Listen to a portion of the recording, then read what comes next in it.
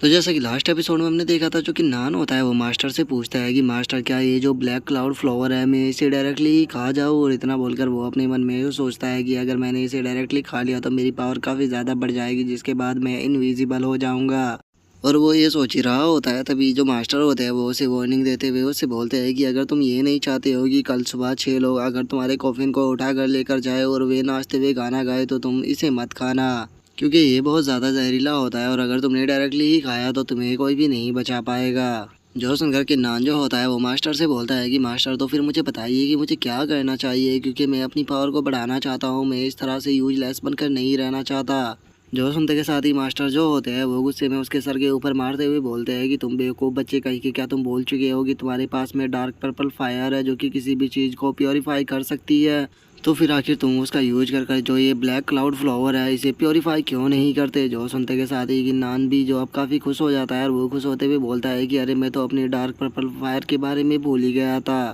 उसकी मदद से तो मैं बहुत ही आसानी से जो ये ब्लैक क्लाउड फ्लावर है इसे प्योरीफाई कर लूँगा। मास्टर आपका बहुत बहुत शुक्रिया मुझे इस बारे में बताने के लिए। और इतना बोलते ही अब जो कि नान होता है वो उस ब्लैक फ्लावर को वहाँ पर प्योरीफाई करना शुरू कर देता है।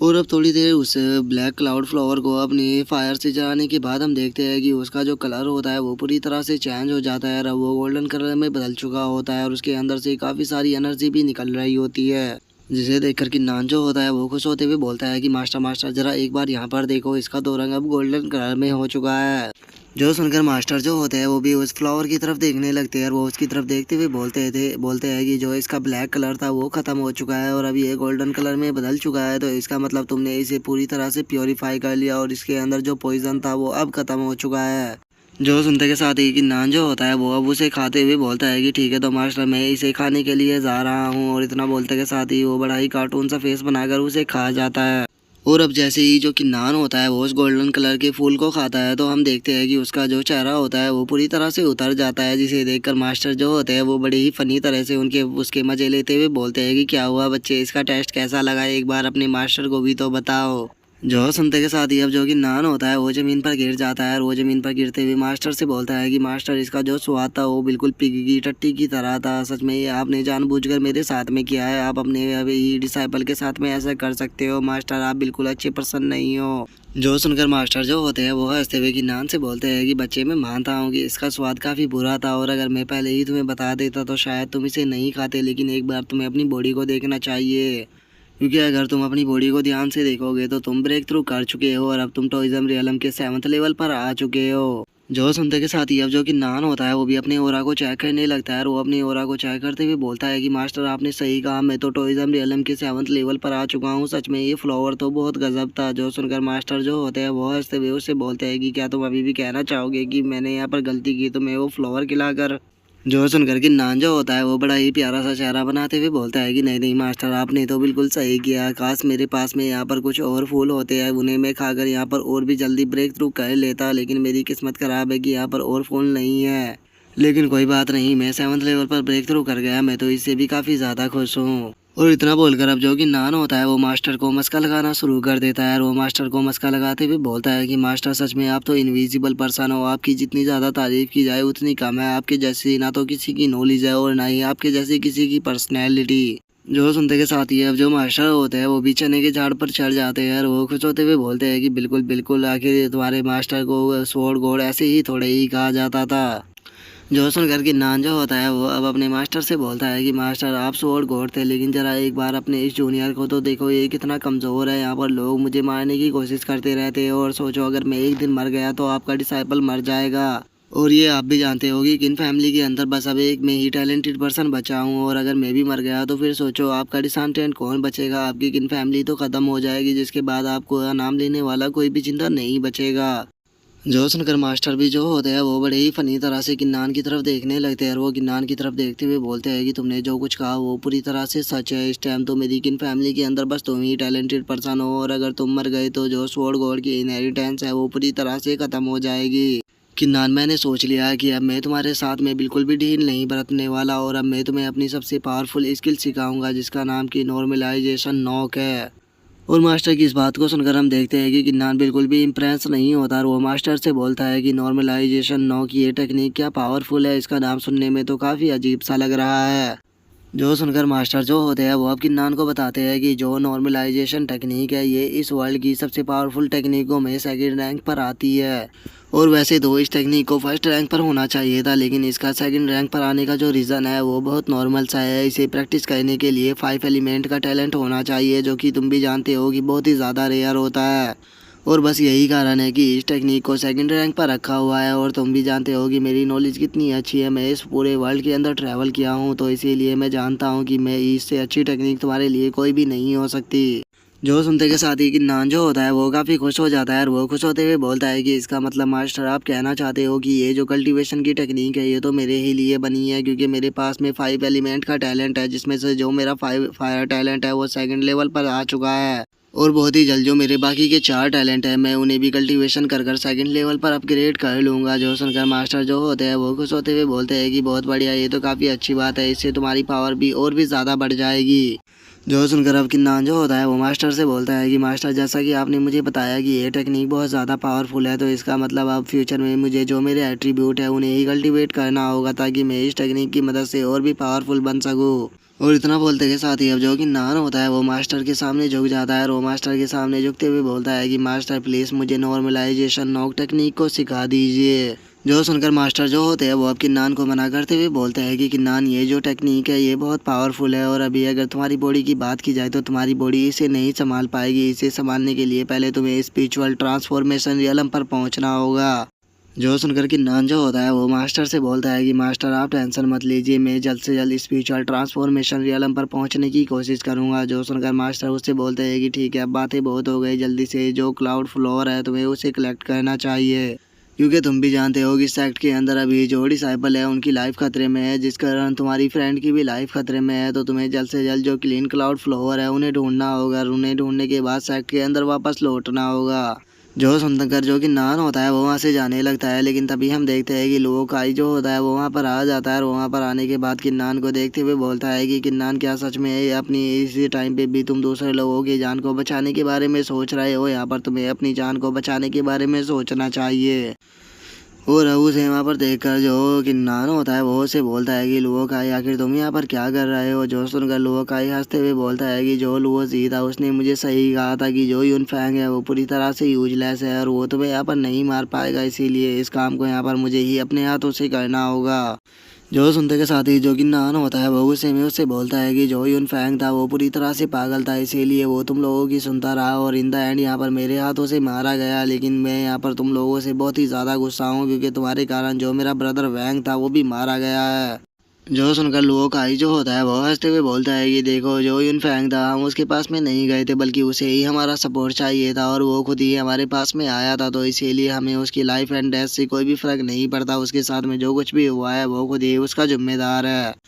और रही बात उस वैंग की, तो वैंग जो था वो बहुत बड़ा बेवकूफ़ था। वो हमेशा ही दूसरों और कमज़ोरों को बचाने की कोशिश किया करता था, लेकिन वो खुद की औकात भूल गया था कि वो किसी कचरे से ज़्यादा कुछ भी नहीं है, तो इसीलिए वो इसी तरह की मौत को डिजर्व करता था। जो सुनते ही हम देखते हैं कि किन्नान को भी अब उसके ऊपर काफ़ी गुस्सा आ जाता है, और वो गुस्से में चिल्लाते हुए बोलता है कि तुम्हारी हिम्मत कैसे हुई यहाँ पर वैंग की इंसल्ट करने की? अब मैं तुम्हें यहाँ पर चिंता नहीं छोड़ूंगा, तुम्हें ख़त्म करने के बाद मैं ब्रदर वैंग की मौत का बदला लूँगा। जो सुनते के साथ ही अब किन्नान जो होता है वो उसके ऊपर अटैक करने के लिए जाने लगता है, और वो उसके ऊपर अटैक करते हुए अपने मन में सोचता है कि लास्ट टाइम जब मैंने इससे फाइट की थी तो मैं टोइज़म रियलम के 5th लेवल पर था, जहाँ पर कि ये मेरे ऊपर काफ़ी भारी पड़ा था, लेकिन अब देखते हैं कि 7th लेवल पर ब्रेक थ्रू करने के बाद मेरी पावर कितनी बढ़ गई है। और इतना बोलते के साथ ही हम देखते हैं कि वे दोनों एक दूसरे के ऊपर पंच कर देते हैं, और अब किन्नान की पावर को देखकर जो लुओकाई होता है वो बहुत ज़्यादा शौक हो जाता है, और वो शौक होते हुए बोलता है कि किन्नान आखिर तुम्हारी पावर एकदम से इतनी ज़्यादा कैसे बढ़ चुकी है? तुम लास्ट टाइम से बहुत ज़्यादा पावरफुल हो चुके हो, इसका मतलब अब तुम 5th लेवल पर नहीं हो। और वो इतना बोल ही रहा होता है, लेकिन तभी हम देखते हैं कि उसके हाथ की जो हड्डी होती है वो वहीं पर ही टूट जाती है, और वो ज़मीन पर बैठकर अपने हाथ को पकड़कर चिल्लाने लगता है। लेकिन तभी जो किन्नान होता है वो सीधे आकर उसके ऊपर पंच मारते हुए बोलता है कि अब मरो। और इतना बोलते ही हम देखते हैं कि जो किन्नान होता है वो उसे वहीं पर ही मार देता है, और उसे मार देने के बाद अब जो किन्नान होता है वो उसकी तरफ देखते हुए बोलता है कि फाइनली चलो, एक तो मारा गया ब्रदर लुओकाई, आप टेंशन मत लो, मैं एक एक कर कर उन सभी पर्सनों को मार दूंगा जो कि यहाँ पर आपकी मौत के जिम्मेदार थे। और किन्नान ये बोल ही रहा होता है, लेकिन तभी हम देखते हैं कि लुओकाई के पास में से एक पर्ल निकलकर किन्नान के पैरों में आ जाता है, जिसे देखकर किन्नान भी उठा लेता है। जिसे देखकर अब जो मास्टर होते हैं वो किन्नान को बताते हैं कि किन्नान ये कोई नॉर्मली और नहीं है बल्कि ये सोल अट्रैक्टिंग ऑर्ब है जो कि किसी भी प्रकार के टैलेंट को बॉडी से निकाल सकता है। और इसे देखकर मुझे ऐसा लगता है कि जो लुओस आई है उसने जानबूझकर इसे ये दिया होगा ताकि ये यहाँ पर तुम्हें मारकर तुम्हारे टैलेंट को तुम्हारी बॉडी के अंदर से निकाल सके। इसका मतलब लुओस आई को भी तुम्हारे 5 एलिमेंट के टैलेंट के बारे में पता लग चुका है। जो सुनकर अब किन्नान जो होता है वो गुस्से में बोलता है कि जो लुओस ही है उसके पास में इतना प्रीशियस ट्रेजर नहीं हो सकता। इसका मतलब पक्का कोई ना कोई पावरफुल पर्सन उसकी यहाँ पर मदद कर रहा है, लेकिन आखिर वो पर्सन हो कौन सकता है जो कि यहाँ पर लुओस ही की मदद कर रहा है। और इतना बोलकर अब जो किन्नान होता है वो लुओ फैमिली के बारे में सोचने लगता है और वो लुओ फैमिली के बारे में सोचते हुए अपने मन में बोलता है कि पक्का ये लुओ फैमिली का जो हेड है उसी का ही काम होगा, क्योंकि लुओस ही इस चीज़ को अफोर्ड नहीं कर सकता। और वहीं अगर लुओ फैमिली के हेड की बात की जाए तो लुओ फैमिली काफ़ी पावरफुल फैमिली है, तो इसीलिए वो यहाँ पर अपने मेंबर की मदद ज़रूर करेगा। और किन्नान ये सोच ही रहा होता है तभी जो मास्टर होता है वो किन्नान को बताता है कि किन्नान यहाँ पर कोई आ रहा है। जो देखकर किन्नान सामने की तरफ देखते हुए अपने मन में सोचता है कि ये तो चैंग है, लेकिन आखिर ये यहाँ पर क्या कर रहा है। और किन्नान के इतना सोचते ही हम देखते हैं कि चैंग हान जो होता है वो वहाँ पर आ जाता है और वहाँ पर आने के बाद किन्नान से बोलता है कि किन्नान, जैसा कि मुझे लगा ही था कि जो लोग आई है वो यहाँ पर तुम्हें नहीं मार पाएगा बल्कि तुम ही उसे मार दोगे। जो सुनकर जो किन्नान होता है वो चैंग हान से बोलता है कि चैंग हान, मुझे एक बात बताओ, तो तुम तो ईस्ट कैंप के डिसाइबल हो, लेकिन क्या यहाँ पर तुम भी लुओस आई के पालतू कुत्ते बन चुके हो जो कि उसके कहने पर यहाँ पर मुझे मारने के लिए आए हो।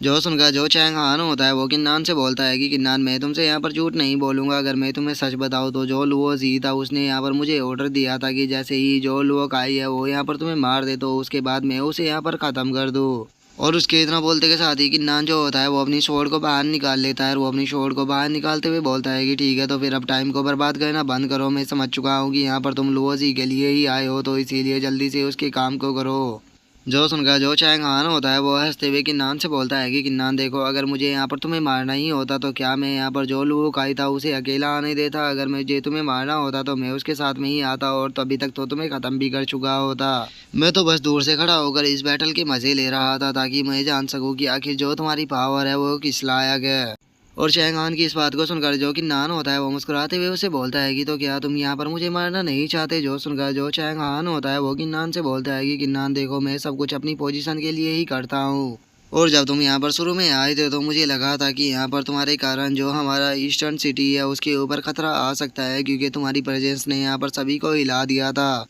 तो इसीलिए अपनी ईस्टर्न सिटी को सही और सलामत रखने के लिए मैं चाहता था कि तुम इस जगह को छोड़कर चले जाओ, लेकिन चूंकि अब तुमने यहाँ पर जो लोग आई था उसे मार दिया है तो इसीलिए अब जो जो उसकी आउटस्टैंडिंग स्टूडेंट की पोजीशन थी वो अब तुम्हारी हो जाएगी, क्योंकि सेक्ट के अंदर 3 ही आउटस्टैंडिंग डिसाइपल हो सकते हैं।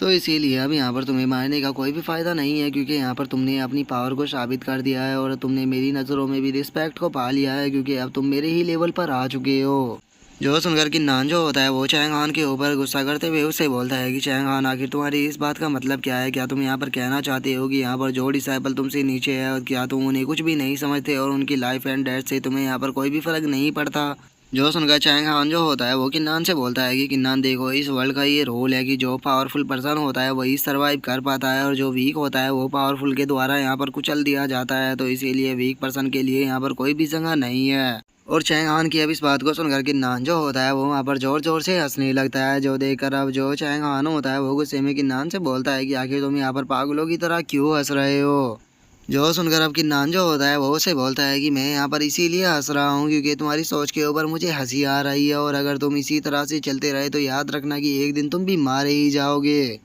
जो सुनकर जो चैंग हान होता है वो किन्नान से बोलता है कि ठीक है, अगर मेरी लाइफ के अंदर कभी ऐसा दिन आया जब मुझे लगेगा कि मैं मरने वाला हूँ तो मैं यही समझूंगा कि मैं कमज़ोर था। जो सुनकर किन्नान उससे बोलता है कि बहुत बढ़िया, बस मेरी बात को याद रखना कि मैंने तुम्हें यहाँ पर क्या कहा था। और इतना बोलते के साथ ही अब जो किन्नान होता है वो उस जगह से जंप करते हुए निकल जाता है, जिसके बाद अब हमारा जो व्यू होता है वो होंगयान के ऊपर आ जाता है, जहाँ पर कि हम देखते हैं कि जो होंगयान होती है वो उसी जगह पर आई होती है जहाँ पर कि उसने लुओजी से फाइट की थी। और उस जगह पर आने के बाद वो अपने मन में सोचती है कि उस बंदे से मैंने यहीं पर ही फाइट की थी और मुझे यकीन है कि इस पॉइजन के पीछे उसी पर्सन का हाथ है। और जब उस पर्सन से मैं यहाँ पर फाइट कर रही थी तो मुझे महसूस हुआ था कि उसकी यहाँ पर कोई चीज़ गिरी थी, लेकिन उस टाइम पर मैंने उस चीज़ के ऊपर ज़्यादा ध्यान नहीं दिया। लेकिन चूंकि अब मैं यहाँ पर आ चुकी हूँ तो मैं उसे ढूंढने की कोशिश करती हूँ, क्या पता वो मुझे मिल जाए। और उसके इतना बोलते ही अब हम देखते हैं कि उसे वहाँ पर जो लुआसी का टोकन होता है वो मिल जाता है, जिसके ऊपर की आउटस्टैंडिंग लिखा होता है, जिसे देखकर वो काफ़ी ज़्यादा शौक हो जाती है। और वो शौक होते हुए बोलती है कि क्या ये तो एक इनर सेक्ट के आउटस्टैंडिंग डिसाइपल का बैज है, और अगर आउटस्टैंडिंग डिसाइपलों की बात की जाए तो पूरे इनर सेक्ट के अंदर केवल 3 ही आउटस्टैंडिंग डिसाइपल है। तो इसका मतलब जिस डिसाइपल ने भी ये काम किया है वो एक आउटस्टैंडिंग डिसाइपल है, तो इसका मतलब अब उसे ढूंढने में कोई भी प्रॉब्लम नहीं होने वाली। और होंगयान के इतना बोलते हैं उसे पीछे की से किसी की आवाज़ आती है, जो कि होंगयान से बोलता है कि ओ मुझे नहीं लगा था कि तुम यहाँ पर मेरा जो टोकन है उसे इतनी जल्दी ढूंढ लोगी। जो सुनते ही अब जो होंगयान होती है वो अपने पीछे की तरफ देखने लगती है, जहाँ पर कि हमें पता लगता है कि जो लुओ जी है वो वहाँ पर आ चुका है। और उसे वहाँ पर देखते ही अब जो होंगयान होती है वो अपने वेपन को निकाल लेती है, और वो अपने वेपन को निकालते हुए उससे बोलती है कि तुम तो वही हो जो कि उस रात यहाँ पर आए थे, इसका मतलब वो पॉइजन यहाँ पर तुमने ही मिलाया था।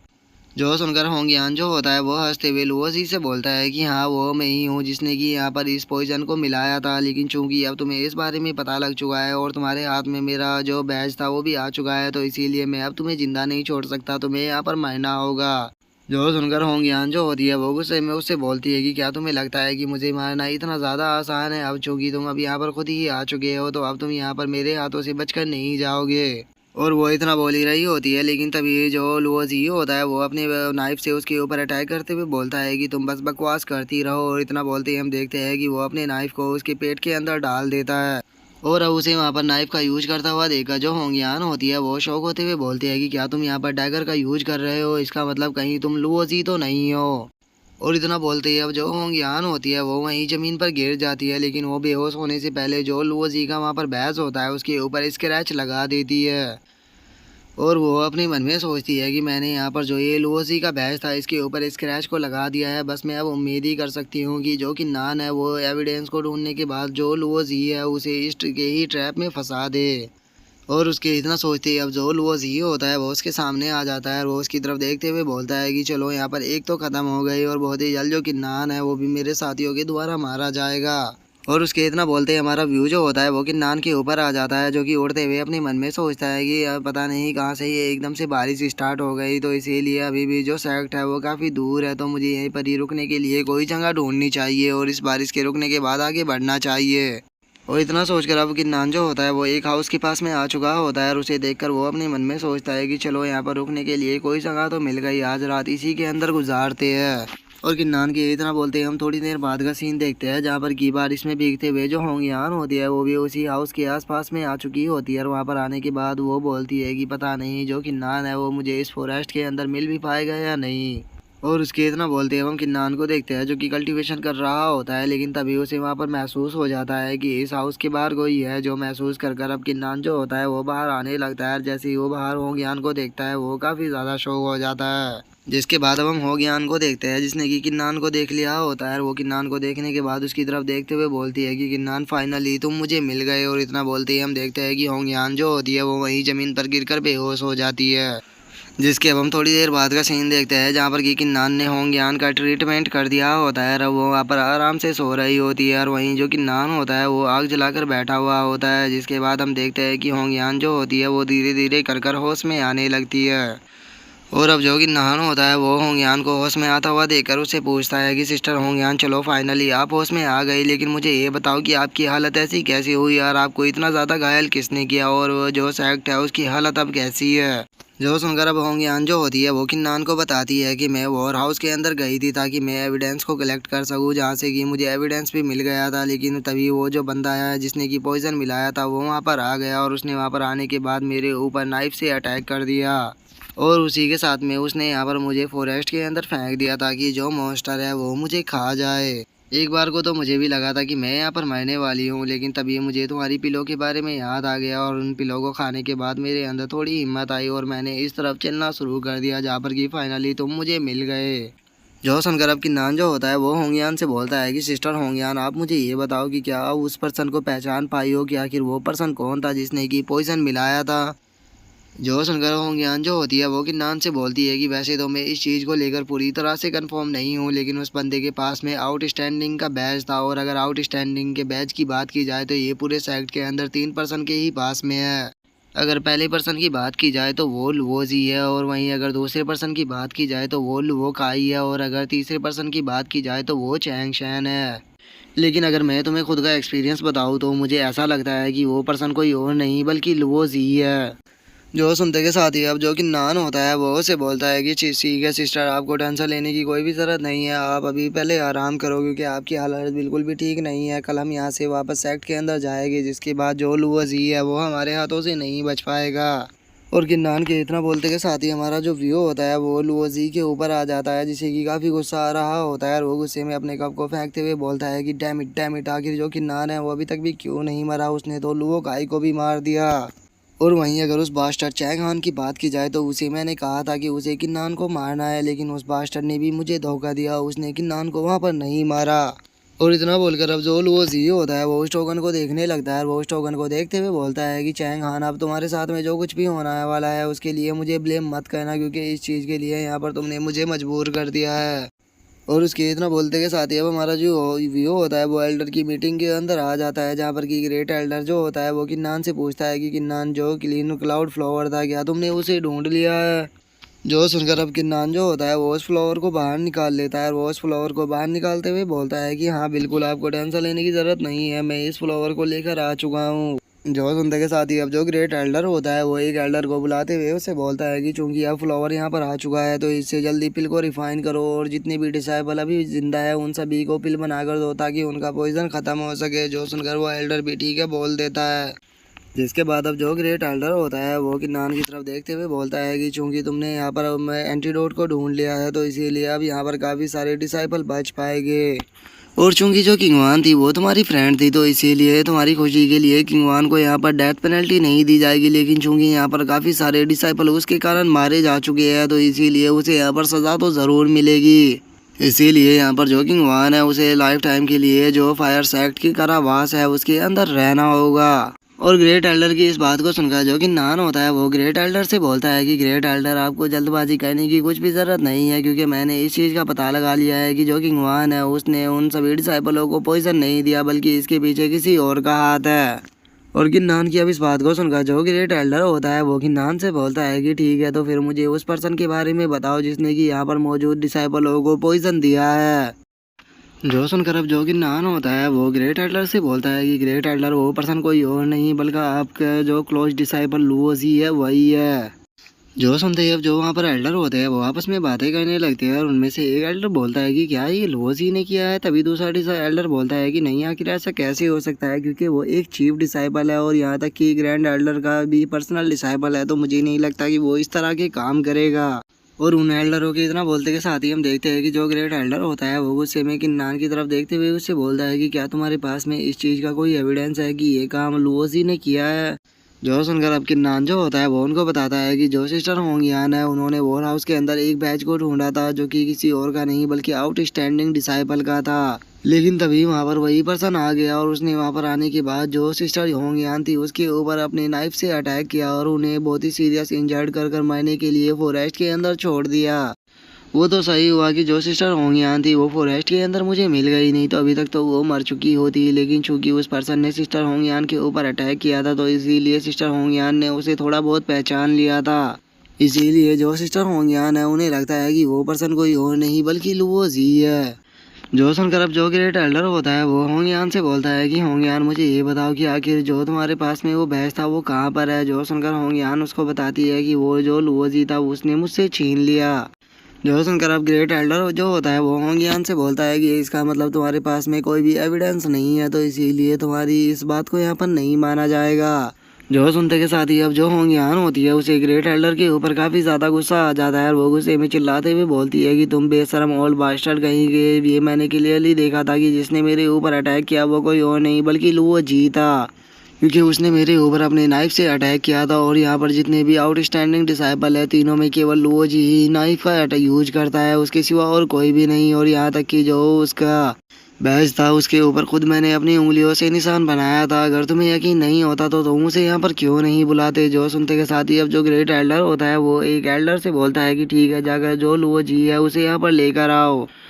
और उसके इतना बोलते ही हम थोड़ी देर बाद का सीन देखते हैं, जहाँ पर कि एक गार्ड जो होता है वो लुओजी को लेकर वहाँ पर आ चुका होता है। जिसके बाद अब किन्नान जो होता है वो लुओ जी की तरफ गुस्से में देखने लगता है, जो देखकर लुओ जी भी अब किन्नान की तरफ घूरने लगता है। और अब जो लुओ जी होता है वो ग्रेट एल्डर के सामने ग्रीट करते हुए उनसे बोलता है कि ग्रेट एल्डर, मैं यहाँ पर पूरी तरह से इनोसेंट हूँ। जो किन्नान है वो जानबूझकर यहाँ पर मुझे फंसाने की कोशिश कर रहा है, क्योंकि मेरी तो किंग वान से कोई भी दुश्मनी नहीं थी, तो फिर मैं उसके लिए यहाँ पर इस तरह की प्रॉब्लम क्यों क्रिएट करूंगा। जो सुनकर जो ग्रेट एल्डर होते हैं वो लुओ जी से बोलते हैं कि लुओ जी, मैं जानता हूँ कि तुम यहाँ पर बेकसूर हो, लेकिन उसके बाद भी मुझे यहाँ पर लोगों को साबित करना होगा, तो मुझे बताओ कि जो तुम्हारा बैज है वो कहाँ पर है। जो सुनते के साथ ही अब जो लुओ जी होता है वो अपनी बैज को निकाल लेता है, और वो अपनी बैज को निकालते हुए बोलता है कि ये देखिए, मेरा बैज तो मेरे पास में है।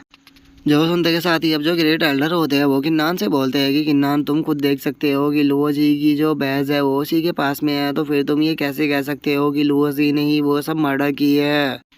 जो सुनते के साथ ही अब जो होंग यान होती है वो गुस्से में बोलती है कि जब लुओ जी ने मुझे वहाँ पर सीरियस इंजर्ड किया था, तो जो इसका ये बैच था ये मेरे पास में ही था, और इसीलिए मैंने इसके ऊपर स्क्रैच लगा दिया था। तो इसीलिए जो तुम्हारा बैच है वो सभी को दिखाओ, क्योंकि इसके ऊपर अभी भी वो स्क्रैच होगा। जो सुनते के साथ ही हम देखते हैं कि वहाँ पर जो लुओ जी होता है उसे बहुत ज़्यादा गुस्सा आने लगता है, और अब लुओ जी की ऐसी हालत को देखकर जो ग्रेट एल्डर होता है वो भी लुओ जी की तरफ देखने लगता है, और वो लुओ जी की तरफ देखते हुए अपने मन में सोचता है कि जो लुओ जी है वो यहाँ पर काफ़ी ज़्यादा नर्वस हो रहा है, तो इससे ये चीज़ क्लियर है कि ये सब कुछ इसी बेवकूफ़ ने किया है। और ग्रेट एल्डर के इतना सोचते के साथ ही अब जो लुओ जी होता है वो अपने बैच को आगे ही कर देता है, और वो अपने बैच को आगे करते हुए बोलता है कि आप सभी लोग मेरे बैच को ध्यान से देख सकते हो, इसके ऊपर कोई भी स्क्रैच नहीं है, ये यहाँ पर झूठ बोल रही है। और उसके इतना बोलते के साथ ही जो लुओ जी होती है वो उसके हाथ से उसके बैच को ले लेती है, और अब वो उस बैच को देखकर शौक होते हुए बोलती है कि नहीं, ऐसा नहीं हो सकता, ये इम्पॉसिबल है, मैंने खुद अपने हाथों से इसके ऊपर स्क्रैच लगाया था। और उसके इतना बोलते ही अब जो लुओ जी होता है वो अपने मन में सोचता है कि क्या तुम्हें मैं इतना बेवकूफ़ लगा था कि मैं उस स्क्रैच लगे हुए बैच को अपने पास में रखता। और उसके अब इतना सोचते के साथ ही जो ग्रेट एल्डर होता है वो चिल्लाते हुए बोलता है कि अगर यहाँ पर होंगयान इस बात को बोल रही है, तो हो सकता है कि जो बाकी के दो आउटस्टैंडिंग डिसाइपल है उनमें से ये किसी ने किया हो, तो इसीलिए जल्दी से जो लुओ काई और चैंग हान है उन दोनों को यहाँ पर लेकर आओ। जो सुनकर वहाँ पर जो गार्ड होता है वो भी ठीक है बोलकर वहाँ से चला जाता है, जिसके अब हम थोड़ी देर बाद का सीन देखते हैं, जहाँ पर कि चैंग हान आ चुका होता है, और वो वहाँ पर आने के बाद जो ग्रेट एल्डर होता है उसे ग्रीट करता है। और अब वहाँ पर अकेले चैंग हान को देखकर जो ग्रेट एल्डर होता है वो चैंग हान से बोलता है कि चैंग हान, तुम यहाँ पर अकेले क्यों आए हो, जो लुओ काई है वो कहाँ पर है। जो सुनकर जो चैंग हान होता है वो ग्रेट एल्डर को बताता है कि जो लुओ काई है वो मारा जा चुका है। जो सुनते के साथ ही ग्रेट एल्डर भी अब बहुत ज़्यादा शौक हो जाते हैं, और वे गुस्से में चिल्लाते हुए बोलते हैं कि क्या लुओ काई मारा गया, लेकिन आखिर उसे किसने मारा है। और इससे पहले कि जो चैंग हान है वो ग्रेट एल्डर की बात का जवाब देता, जो लुओ जी होता है वो चैंग हान से बोलता है कि चैंग हान, तुम्हारा जो बैज है वो कहाँ पर है, क्या तुम अपने बैज को यहाँ पर सभी को दिखा सकते हो। जो सुनकर चैंग हान को कुछ भी समझ में नहीं आता, वो बोलता है कि हाँ बिल्कुल, मैं यहाँ पर अपने बैज को दिखा सकता हूँ। और इतना बोलते के साथ ही जो चैंग हान होता है वो अपने बैज को आगे कर कर सभी लोगों को दिखाने लगता है, और हम देखते हैं कि उसी के बैज के ऊपर स्क्रैच लगा होता है, जिसे देखकर होंग यान भी काफ़ी ज़्यादा शौक हो जाती है, और वो शौक होते हुए बोलती है कि ये तो वही स्क्रैच है जो कि मैंने लगाया था। और होंग यान के इतना बोलते के साथ ही जो लुओ जी होता है वो चिल्लाते हुए चैंग हान से बोलता है कि इसका मतलब वो तुम ही हो जिसने कि सभी डिसाइपलों को पॉइजन दिया था। जो सुनकर चैंग हान को कुछ भी समझ में नहीं आता, और वो अपने मन में सोचता है कि आखिर ये चल क्या रहा है, आखिर मैं सभी लोगों को पॉइजन कैसे दे सकता हूँ। और इतना सोचकर जो चैंग हान होता है वो ग्रेट एल्डर से बोलता है कि ग्रेट एल्डर, पक्का यहाँ पर कोई मिसअंडरस्टैंडिंग हुई है, मैंने ऐसा कुछ भी नहीं किया। और चैंग हान के इतना बोलते हम देखते हैं कि वहाँ पर एक गार्ड आ जाता है, और वो वहाँ पर आने के बाद ग्रेट एल्डर से बोलता है कि ग्रेट एल्डर, जो चैंग हान है उसके रूम के अंदर से मैंने पॉइजन को ढूंढा है। और इतना बोलते ही हम देखते हैं कि वो वहाँ पर ग्रेट एल्डर को लाकर वो पॉइजन दे देता है। और अब उस पॉइजन को लेने के बाद जो ग्रेट एल्डर होते हैं वो भी थोड़ी देर उस पॉइजन को चेक करने लगते हैं, और थोड़ी देर चेक करने के बाद वो चिल्लाते हुए बोलते हैं कि चैंग हान, तुम्हारी हिम्मत कैसे हुई अपने ही सेक्ट के डिसाइपलों को यहाँ पर पॉइजन देने की। तुम यहाँ पर 3 आउटस्टैंडिंग डिसाइपलों में से एक थे, लेकिन उसके बाद भी तुमने यहाँ पर इतनी नीच हरकत की है, तो इसीलिए यहाँ पर तुम्हें इतनी आसानी से नहीं छोड़ा जा सकता, तुम्हें अब यहाँ पर सजा मिलकर रहेगी। जो सुनते के साथ ही अब जो चैंग हान होता है वो अपने घुटनों पर बैठ जाता है, और वो अपने घुटनों पर बैठते हुए ग्रेट एल्डर से बोलता है कि ग्रेट एल्डर, प्लीज़ मेरी बात का यकीन कीजिए, यहाँ पर कोई ना कोई मुझे फंसाने की कोशिश कर रहा है, क्योंकि मैंने सच में ऐसा कुछ भी नहीं किया। और इससे आगे की चैंग हान कुछ बोल पाता है, हम देखते हैं कि जो ग्रेट एल्डर होते हैं वो सीधे जाकर चैंग हान के गाल पर एक काफ़ी पावरफुल रैपट को लगा देते हैं, और उसके बाद वो बोलते हैं कि चूंकि यहाँ पर अब सभी एविडेंस मिल चुके हैं, तो इससे ये चीज़ क्लियर हो जाती है कि जो चैंग हान था उसी ने यहाँ पर अपनी पर्सनल दुश्मनी को निकालने के लिए सभी डिसाइपलों को यहाँ पर पॉइजन दिया और उन सभी को मार दिया। तो इसीलिए मैं यहाँ पर ऑर्डर देता हूँ कि चैंग हान को प्रिजन के अंदर डाल दिया जाए और इसे 3 दिन बाद मौत की सजा दी जाएगी। जो सुनते के साथ ही हम देखते हैं कि वहाँ पर 2 गार्ड आकर सीधे चैंग हान को पकड़ लेते हैं। जो देखकर चैंग हान जो होता है वो अब थोड़ा उदास होते हुए बोलता है कि मैंने कभी भी नहीं सोचा था कि जो मेरा अंत है वो इस तरह से होगा। और इतना बोलकर अब जो चैंग हान होता है वो उसी मोमेंट को याद करने लगता है जहाँ पर कि उसने किन्नान से बात की थी और उसने किन्नान को कहा था कि जो लाइफ एंड डेथ होती है वो हमेशा पर्सन के हाथ में होती है। अगर वो पावरफुल है तो वो कभी भी नहीं मरेगा। जो सुनकर जो किन्नान था उसने उससे कहा था कि याद रखना एक दिन जो तुम्हारा एक घमंड है यही तुम्हें ले डूबेगा और तुम मारे जाओगे। और अब इस बात को याद करते के साथ ही हम देखते हैं कि जो चैंग हान होता है वो पागलों की तरह वहाँ पर जोर जोर से हंसना शुरू कर देता है, जिसे देखकर ग्रेट एल्डर जो होता है वो चैंग हान से बोलता है कि चैंग हान आखिर तुम यहाँ पर इस तरह से हंस क्यों रहे हो। और ग्रेट एल्डर के इतना बोलते ही जो चैंग हान होता है वो किन्नान की तरफ देखने लगता है और वो किन्नान की तरफ देखते हुए बोलता है कि किन्नान तुमने सही कहा था, मैं खुद ही यहाँ पर चाल में फंस चुका हूँ और मुझे यहाँ पर उस चीज़ की सजा मिल रही है जिसके बारे में मैं कुछ जानता ही नहीं और यहाँ पर मुझे बचाने वाला भी कोई नहीं है। और चैंग हान के इतना बोलते ही हम देखते हैं कि वहाँ पर जो एल्डर होते हैं वो भी काफ़ी शांत हो जाते हैं और वो चैंग हान की तरफ देखने लगते हैं। जिसके बाद अब जो चैंग हान होता है वो वहाँ पर मौजूद उन दोनों गार्डों से बोलता है कि ठीक है अब यहाँ पर बात कर कोई भी फायदा नहीं है, तुम दोनों मुझे लेकर जा सकते हो। और उसके इतना बोलते ही अब जो ग्रेट एल्डर होता है वो खड़ा होते हुए सभी लोगों से बोलता है कि चूंकि यहाँ पर अब क्लियर हो चुका है कि यहाँ पर जो कुछ भी हुआ था वो सब कुछ चैंग हान ने किया था और जो किंग वान है वो पूरी तरह से बेकसूर है। और यहाँ पर जो चैंग हान था उसके यहाँ पर इस पागलपन के कारण टोटल 10,000 डिसाइपल मारे गए हैं। तो इसीलिए मैं यहाँ पर ऑर्डर देता हूँ कि जो चैंग हान है उसे प्रिजन के अंदर डाल दिया जाए और 3 दिन बाद इसके सर को इसके धड़ से अलग कर दिया जाएगा, वो भी इस पूरे ग्राउंड के सामने, ताकि सभी लोगों को ये एक संदेश मिल सके कि जो फायर सेक्ट है वो कोई ऐसा सेक्ट नहीं है जहाँ पर कि तुम जो चाहे वो कर सको।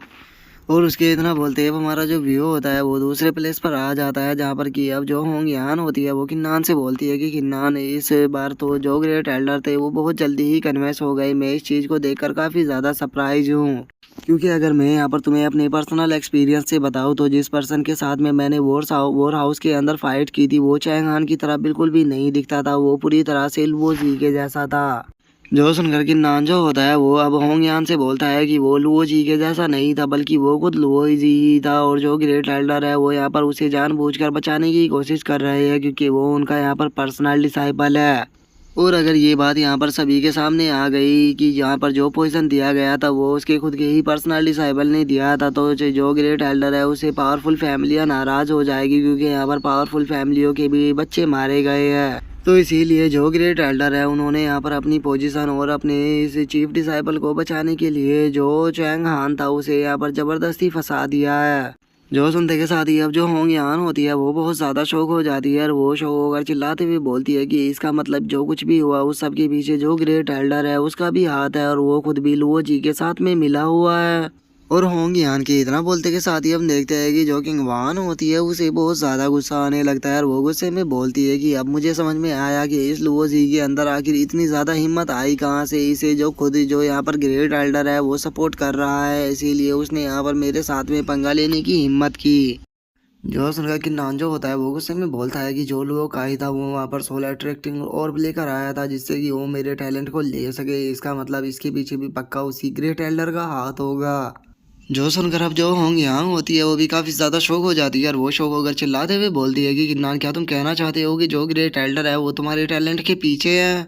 जो सुनकर जो कि नान होता है वो उससे बोलता है कि हाँ लगता तो ऐसा ही है कि जो ग्रेट एल्डर है वो मेरे 5 एलिमेंट के टैलेंट को लेना चाहता है, लेकिन कोई प्रॉब्लम नहीं, वैसे भी अभी के लिए जो लुओ जी है उसके लिए मैंने लाइफ एंड डेथ बैटल रखा है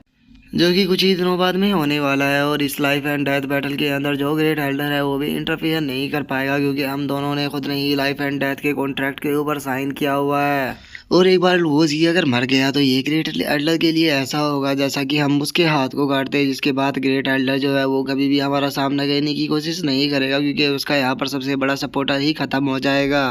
और इतना बोलकर अब जो कि नान होता है वो किंग वान से बोलता है कि मिस किंग वान क्या आपको वो वादा याद है जो कि हमने पवेलियन के अंदर किया था। जो सुनकर जो किंगवान होती है वो मुस्कुराते हुए किन्नान से बोलती है कि हाँ बिल्कुल, मैं उस वादे को कैसे बोल सकती हूँ। पहले जो लुओ जी है उसे ख़त्म करना होगा, जिसके बाद फिर लुओ फैमिली को भी डिस्ट्रॉय किया जाएगा। और तुम्हें अपनी किल फैमिली की टेंशन लेने की ज़रूरत नहीं है, क्योंकि जो तुम्हारी फैमिली है वो मेरे जू किंगडम के अंदर पूरी तरह से सेफ रहेगी। जो सुनकर अब किन्नान जो होता है वो भी थोड़ा सीरियस होते हुए बोलता है कि तो ठीक है, फिर अब मुझे भी कल के लिए प्रिपरेशन करनी होगी, क्योंकि वैसे भी कल जो मेरी फ़ाइट है वो लुओ जी से होने वाली है, जिसे कि मैं बिल्कुल भी नहीं हार सकता। इसके बाद हमारा व्यू जो होता है वो ग्रेट एल्डर के ऊपर आ जाता है, जो कि जो लुओ जी होता है उससे बोलता है कि लुओ जी, मुझसे झूठ बोलने की कोशिश मत करना, इसीलिए मुझे सच सच बताओ कि यहाँ पर जो कुछ भी हुआ क्या उसके पीछे तुम्हारा ही हाथ है। जो सुनकर जो लुओ जी होता है वो ग्रेट एल्डर से बोलता है कि हाँ ये सब कुछ मैंने ही किया है, क्योंकि जो किंगवान थी वो यहाँ पर किन्नान को सपोर्ट कर रही थी, इसीलिए मैं उसे रास्ते से हटाना चाहता था। जो सुनकर अब जो ग्रेट एल्डर होते हैं वो उससे बोलते हैं कि ठीक है चलो, ये कोई इतना बड़ा मैटर नहीं है, लेकिन मुझे तुम ये बताओ कि क्या सच में यहाँ पर जो किन्नान है उसके साथ में तुम यहाँ पर लाइफ एंड डेथ की बैटल करने वाले हो। जो सुनकर अब जो लुओ जी होता है वो ग्रेट एल्डर से बोलता है कि हाँ, क्योंकि मैं उसे अपनी आंखों के सामने जिंदा नहीं देख सकता, उसने मेरे भाइयों को भी मारा हुआ है और उसी के साथ में उसने अब तो जो लुओ काई था उसको भी मार दिया है। उसकी जो पावर है वो बहुत ही स्पीड पर कर बढ़ रही है, तो इसीलिए हम उसे ज़्यादा दिनों तक जीने का मौका नहीं दे सकते, क्योंकि अगर वो ज़्यादा दिनों तक जिया तो वो हमारे लिए बहुत बड़ा खतरा बन जाएगा। जो सुनकर जो ग्रेट एल्डर होते हैं वो हंसते हुए उससे बोलते हैं कि ठीक है, लेकिन एक चीज़ का याद रखना कि जो कि नान है उसे मारने से पहले उसकी बॉडी के अंदर का जो टैलेंट है उसे निकाल लेना, क्योंकि अगर उसका टैलेंट मुझे मिल गया तो उसके बाद मैं ब्रेक थ्रू कर स्पिरिचुअल लिबरेशन रियलम पर पहुंच जाऊंगा।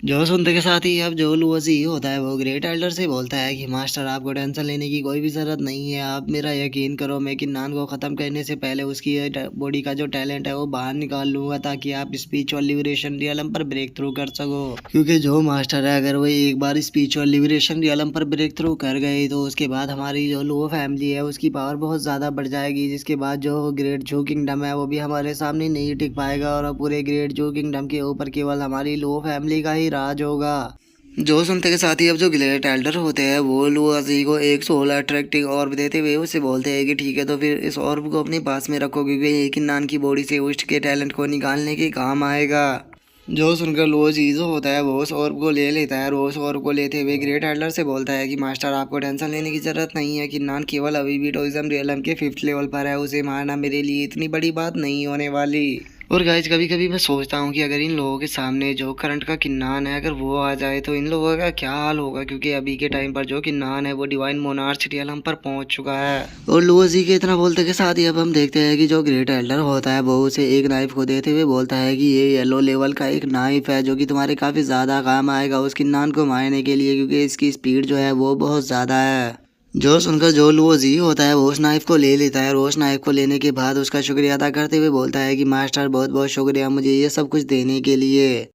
और अब लुओजी के वहाँ से चले जाने के बाद हम देखते हैं कि ग्रेट एल्डर जो होता है वो हंसते हुए अपने मन में सोचता है कि अभी के टाइम पर जो सैक मास्टर है वो रिट्रीट के लिए गए हुए हैं, तो उनके आने से पहले ही मुझे किन्नान को ख़त्म करना होगा, और कुछ भी कर कर जो स्पिरिचुअल लिबरेशन रियलम है उसमें ब्रेक थ्रू करना होगा। और उसके इतना सोचते ही हम देखते हैं कि जो लुओजी होता है वो ट्रेनिंग ग्राउंड में आ चुका होता है, जहाँ पर कि उसने एक साथ कई पुतलों को खड़ा किया होता है, और वहाँ पर उन्हें देखकर वो अपने नाइफ को निकालते हुए बोलता है कि चलो देखते हैं कि एल्डर के नाइफ की पावर कितनी है।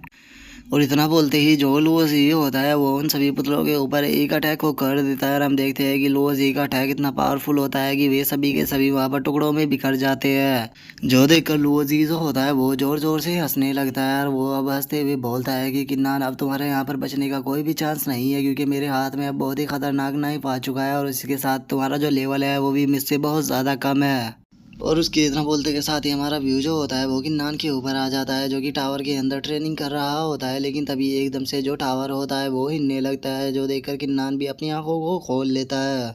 और अब वो इस टावर को देखते हुए बोलता है कि आखिर अभी अभी इस टावर को क्या हुआ, मुझे ऐसा लग रहा है कि जैसे कि यहाँ पर भूकंप आ रहा हो। और इतना बोलकर अब जो किन्नान होता है वो इस टावर के बाहर आ जाता है, और वो जैसे ही सामने की तरफ देखता है तो वो थोड़ा शौक हो जाता है, और वो शौक होते हुए बोलता है आखिर वो क्या था, अभी अभी मैंने देखा कि जैसे कि माउंटेन के अंदर एक बहुत ही पावरफुल स्पिरिचुअल एनर्जी गई हो। और उसके तरह बोलते ही हमारा व्यू जो होता है वो ग्रेट एल्डर के ऊपर आ जाता है, जिससे कि वो ओरा महसूस हो चुका होता है, और उस ओरा को महसूस करने के बाद वो अपनी आंखों को खोलते हुए बोलता है कि ये जो ओरा था ये बहुत पावरफुल था, और ऐसा लगा कि जैसे कि सैक्ट मास्टर वापस आ गया हो। लेकिन अब पता नहीं क्यों मैं उस ऑरा को महसूस नहीं कर पा रहा। ऐसा लग रहा है कि जैसे कि वो ऑरा पूरी तरह से डिसअपेयर हो चुका हो। तो लगता है कि ये मेरा वहम है कि जो अभी साइड मास्टर है वो वापस नहीं आए। और उसके इतना बोलते ही हमारा व्यू जो होता है वो किन्नान के ऊपर आ जाता है, जो कि माउंटेन के अंदर आ चुका होता है। और वहाँ पर आने के बाद वो आसपास की जगह को देखते हुए बोलता है कि क्या हुआ पता नहीं, जो वो हो रहा था वो एकदम से गायब हो गया। ऐसा लग रहा है कि जैसे कि वो मेरा वहम हो। और इतना बोलते के साथ ही अब किन्नान को वहाँ पर किसी लड़की के नहाने की आवाज़ आने लगती है, जिसे सुनकर अब किन्नान जो होता है वो ठरकी वाला फेस बनाते हुए बोलता है कि अरे ये पैलेस तो काफ़ी ज़्यादा फैमिलियर है। यहाँ पर जब मैं पिछली बार आया था तो मैंने देखा था जो सिस्टर होंगियान थी वो नहा रही थी, जिसे कि मैं पिछली बार अच्छे से नहीं देख पाया था। लगता है कि जो सिस्टर होंगियान है वो दोबारा से यहाँ पर नहाने आई है, तो चलो चलकर उसे इस बार दोबारा से अच्छे से देखते हैं। और इतना बोलकर अब जो कि नान होता है वो धीरे धीरे उस लड़की की तरफ बढ़ने लगता है, जो कि पानी के अंदर नहा रही होती है। लेकिन तभी जो कि नान होता है वो देखता है कि वहीं पर ही कोई और भी पर्सन उसे छुप कर देख रहा है, जिसे देखकर अब किन्नान जो होता है वो भी काफ़ी शौक हो जाता है। और वो शौक होते हुए बोलता है कि क्या यहाँ पर कोई मुझसे भी तेज निकला, यहाँ पर मुझसे पहले आ गया। और इतना बोलकर अब किन्नान जो होता है वो बड़े ही फनी तरह से गुस्सा करते हुए बोलता है कि आखिर यहाँ पर तुम्हारी हिम्मत कैसे हुई ओल्ड मैन, मुझसे यहाँ पर पहले आने की। तुम यहाँ पर नहाती हुई लड़कियों को देख रहे हो, सिस्टर होंगियान को केवल मैं ही देख सकता हूँ, मेरे सिवा उसे कोई नहीं देख सकता। अब तुम यहाँ पर मरने के लिए तैयार हो जाओ। और इतना बोलते के साथ ही अब जो कि नान होता है वो उस पर्सन के पिछवाड़े पे एक लात मारता है, जिस कारण अब जो वो ओल्ड मैन होता है वो कि नान को इशारा करते हुए बोलता है कि क्या कर रहे हो, बिल्कुल चुप हो जाओ। जो सुनकर कि नान जो होता है वो उस ओल्ड मैन से बोलता है कि ओल्ड मैन अपने मुंह से कपड़ा हटाकर मुझसे बात करो, क्योंकि जो तुम्हारी आवाज़ है वो मुझे बिल्कुल भी समझ में नहीं आ रही कि तुम आखिर यहाँ पर कह क्या रहे हो। जो सुनकर वो जो ओल्ड मैन होता है वो किन्नान से बोलता है कि अपनी आवाज़ को थोड़ा नीचे करो, नहीं तो वो लड़की हमारी आवाज़ को सुन लेगी। जो सुनकर किन्नान जो होता है वो फनी सा फेस बनाते हुए उससे बोलता है कि मैं आखिर अपनी आवाज़ को बंद क्यों करूँ। ओल्ड मैन, तुम्हारी हिम्मत कैसे हुई यहाँ पर लड़की को देखने आने की। यहाँ पर आज तुम्हें सजा दी जाएगी, क्योंकि तुमने यहाँ पर क्राइम करने की कोशिश की है। और अब किन्नान की इस बात को सुनकर जो वो ओल्ड मैन होता है वो किन्नान की तरफ फनी तरह से देखते हुए उससे बोलता है कि अच्छा बच्चे, तो फिर मुझे तुम ये बताओ कि तुम यहाँ पर क्या कर रहे हो। जो सुनकर कि नान जो होता है वो बात को घुमाते हुए उसे बोलता है कि ओल्ड मैन, बात मेरे ऊपर मत लाओ, क्योंकि मैं तो बस यहाँ से गुजर रहा था और मैंने देखा कि तुम यहाँ पर झाड़ियों में छुपे हुए हो। जो सुनकर वो जो ओल्ड मैन होता है वो हंसते हुए कि नान से बोलता है कि बच्चे, तुम्हें मुझसे झूठ बोलने की कोई भी ज़रूरत नहीं है। मैं भी जानता हूँ कि यहाँ पर तुम भी मेरी तरह इस रोमांटिक नज़ारे का मज़ा लेने के लिए आए हो, तो चलो फिर हम चलकर साथ में दोनों देखते हैं। और इतना बोलते ही हम देखते हैं कि जो भी दोनों होते हैं वो झाड़ियों में छुपकर अब उस लड़की को देखना शुरू कर देते हैं। और हम देखते हैं कि उनकी दोनों की आंखों में दिल बन चुका होता है, और वहीं उन दोनों की राल भी टपक रही होती है। और अभी दोनों ही उस लड़की को देखते हुए बोलते हैं कि सच में ये लड़की कितनी ज़्यादा खूबसूरत है, इसे देखकर तो वो जो आज का दिन था वो पूरी तरह से खूबसूरत बन चुका है। और उसके इतना बोलते ही अब जो कि नान होता है वो अपने मन में सोचता है कि ऐसे दो जो सिस्टर होंगे है उसका फिगर काफ़ी अच्छा है, लेकिन इस नज़ारे को देखने में और भी ज़्यादा मज़ा आता है अगर सिस्टर किंग वान यहाँ पर होती है। और इतना बोलते ही अब हम देखते हैं कि उसके हाथ से वहाँ पर एक लकड़ी टूट जाती है, जिस कारण वहाँ पर थोड़ी आवाज़ हो जाती है। जो देखते के साथ ही अब जो वो ओल्ड मैन होता है वो किन्नान के सर के ऊपर मारते हुए उसे बोलता है कि बेवकूफ़ बच्चे कहीं के, क्या तुम यहाँ पर शांत पर नहीं बैठ सकते, क्या तुम्हें हम दोनों को यहाँ पर फंसवाने का प्लान बना रखा है। और ग्रेट एल्डर के इतना बोलते हैं अब जो वो लड़की होती है वो गुस्से में पीछे देखते हुए बोलती है कि आखिर किसकी हिम्मत हुई यहाँ पर खूबसूरत लड़की को छुप कर देखने की। और हम देखते हैं कि जो वो लड़की होती है वो बहुत ही ज़्यादा बदसूरत होती है, जिसे देखते के साथ ही जो कि नान और जो वो ओल्ड मैन होता है उन दोनों के तो अरमान ही गायब हो जाते हैं। और वे शौक होकर चिल्लाते हुए बोलते हैं कि आखिर ये भूत कौन है। और उन दोनों के अब इतना बोलते ही जो हमारा आज का एपिसोड है वो यहीं पे कंप्लीट हो जाता है। तो नेक्स्ट एपिसोड में देखिए कि आगे क्या होता है। अगर आप लोगों को वीडियो अच्छी लगी हो तो लाइक करना, चैनल को सब्सक्राइब करना। मैं मिलता हूँ नेक्स्ट एपिसोड में, तब तक के लिए बाय बाय गाइस।